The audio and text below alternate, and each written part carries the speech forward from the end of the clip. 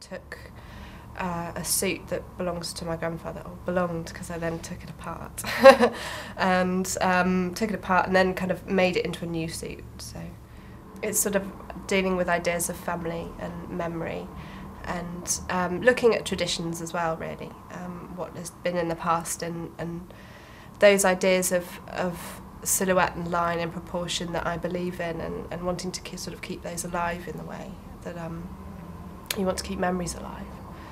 I started doing menswear when I was on my BA, and menswear has sort of more boundaries to it. It's got kind of a, you could put women in anything in theory, but men are quite more specific about what they would wear. I research very much into the past and look at old photographs and paintings and drawings of mostly sort of Victorian, Edwardian eras. There was very much a sort of specific sartorial code in the way that people dressed then, and it really inspires me, the way that it's very, very specific, and I think that's quite interesting.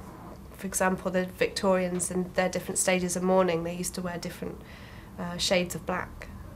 You know, that's amazing, and that's something that's been completely lost now, really, apart from certainly in certain cultures maybe. No one in my family is artistic at all. They yeah, just had no idea where it all came from.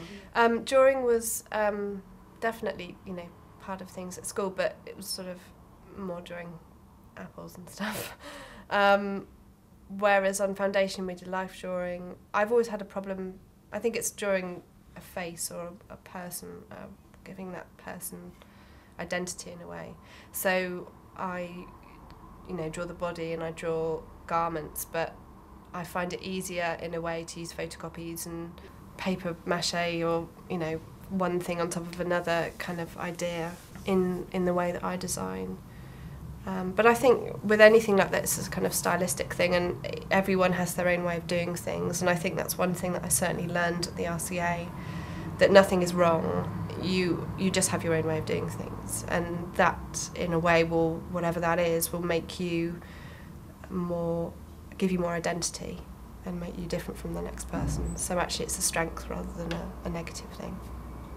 So the first show that I did after with my first collection was Autumn Winter '07 in September, and that was at St Bartholomew the Great Church, which is in Smithfield Market. At the moment I'm going into my 4th season of working with Topman, doing a diffusion line for them. It's exciting because it's growing and it's got a very good response from the media and people, you know, on the shop floor.